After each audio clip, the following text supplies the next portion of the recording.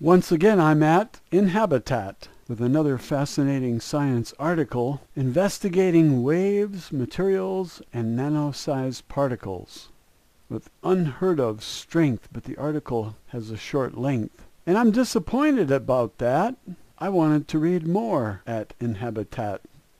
The author, I suppose, has to follow the website's guidelines, so after a few sentences, you'll be returned to the sidelines. New Supermaterial Carbyne is the world's strongest material, beats out Graphene and Diamond by Lydia Grozdanik. August 21st, 2013. Today is November 13th, 2014. So this article is a little over a year old. Before I read the short article, let me say a few words. There was a time not long ago that the diamond was the hardest substance known to man. The De Beers family gained monopoly control, and they promoted the ownership of this durable substance. Young men fell in love, and there were two traps. Marriage was one, and diamonds were the other. We were told that marriage works, and that was a lie. There's no city on earth where marriage works at least half of the time. If you took an exam and got half the questions right, you'd fail the exam, wouldn't you? What is the threshold for success in marriage? Half or 90% like it is on exams? I'm looking at the world realistically, and I see marriage as a miserable failure because most marriages end in a bitter divorce. The two lovebirds are angry with one another, and sometimes he kills her, or she shoots him while he's sleeping, or poisons his coffee. Humans are not birds, and even if marriage for life appears beautiful when birds do it, doesn't mean that we humans can do it. Now with diamonds, we are told that what you want is a perfect diamond, right? If a diamond has flaws, it's not worth as much, and might have to be cut to make a fairly good stone out of the flawed diamond. And the larger the diamond is, the more valuable it is, but only if it doesn't have any major flaws. Then synthetic diamond comes along, and they can make them perfectly.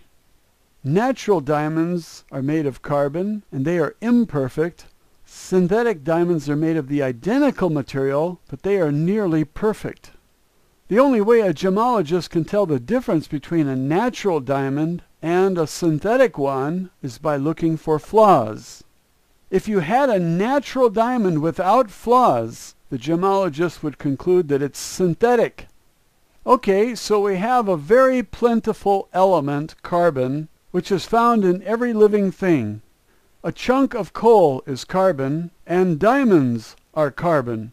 Same stuff. One is nearly priceless, and the other is burned in coal power plants to make electricity. What's the difference? It's the arrangement of the carbons. If they were arranged perfectly, they would be high-grade diamonds. And if not, they are graphite, graphene, or coal. We are made of carbon, and what are we worth? Not much according to the ruling class. They have all the value. We the people are the enslaved class. Trailer park trash, as Bill Clinton, the mighty one, would say. Now scientists have developed a carbon-based material called Carbyne, C-A-R-B-Y-N-E, which is harder than diamonds. You're probably thinking that it's going to take a lot of pressure and heat to make this stuff. Actually, no. It's made at room temperature. So what does this mean? It means the world of nano is changing, and a lot of new things are now possible. Over the next 2 or 3 decades, some of these ideas will bring us new products. I'll tell you what I'm looking for. I want to see homes built for very little money, and this material is the answer to my dreams. That's why I'm reading the article to you. I'm excited about the prospects of this new material called Carbyne. After I read the article, maybe you will be too. I'll leave the link in the video description for you.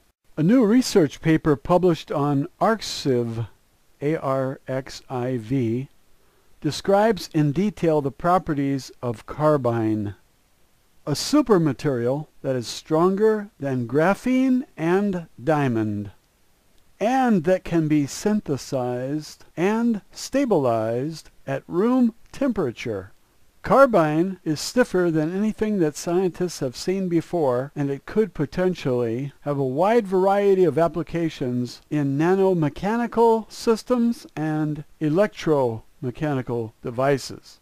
I suppose you could drop your cell phone and it wouldn't matter, it would not break.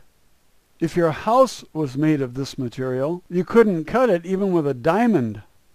I imagine they could make little blocks and you stick them together and they form walls. I would like to see buildings made out of a non-flammable material, but if it's made of carbon, it will probably burn. Diamonds burn. If your house burned down and you had diamonds in the drawer, they probably burned up with the fire. Coal burns, carbon-based coal burns. Diamonds burn also. The paper, authored by Mingji Liu, Vasily I. Archikov, Hoon Kyung Lee, Fangbo Zhu, and Boris I. Jacobson from Rice University, showed the supermaterial as a chain of carbon atoms linked by alternative triple and single bonds or by consecutive double bonds.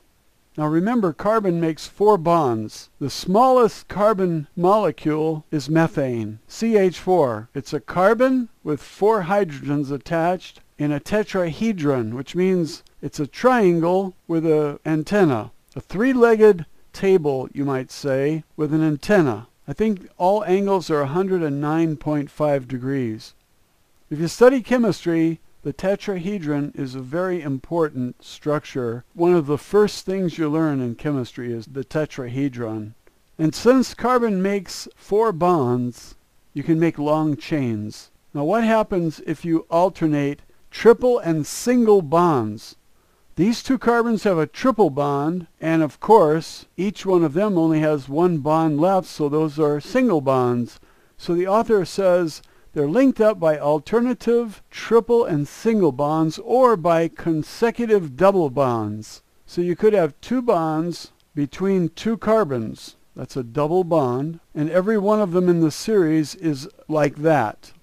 So this material is either made with alternative triple and single bonds or by consecutive double bonds. They have calculated and written down Carbyne's physical and chemical properties: mechanical response to tension, bending, torsion deformations, and atomic structure. The research shows that in order to break a single atomic chain with the material's molecular structure, a force of approximately 10 Nn, that's nanonewtons, a strength which surpasses that of any other known material. Imagine that.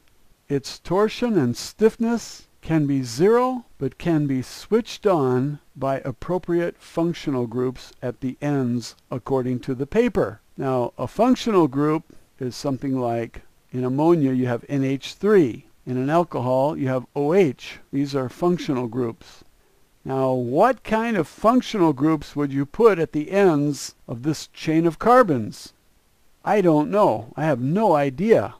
That's why I said the article was short and I would like to read more.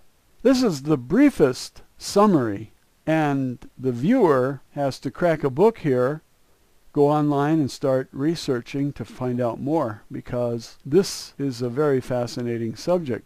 You might get the original paper and read it. They're going to have a lot of technical language and formulas and perhaps testing methods and so on, so that others can duplicate what they have found.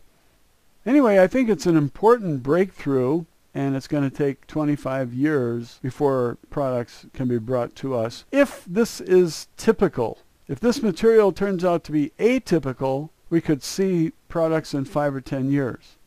Carbyne could have an impressively wide application. Carbyne and carbine-based nanostructures could revolutionize nanotechnology and could be used in nanomechanical systems, nanocoatings, composites, nanotubes, etc. and opto-electromechanical devices, micro lenses, sensors, as an incredibly strong and lightweight material. Now let's go back to composites. If your car is made of this stuff and you have a crash, you know what happens? Nothing! Your airbag opens and your car doesn't even show a dent. You're driving around in something harder than a diamond. All the energy is going to be absorbed by the airbags. If you research this topic and you find something interesting, leave it in the comments. We always like to hear from intelligent, well-educated people who do their homework, make discoveries in science, and bring them to the rest of us. That's what this channel is all about. Thanks for listening. Once again, I'm at Inhabitat with another fascinating science article investigating waves, materials, and nano-sized particles with unheard of strength, but the article has a short length and control. And they promoted the ownership of this durable substance. Young men fell in love, and there were two traps. Marriage was one, and diamonds were the other.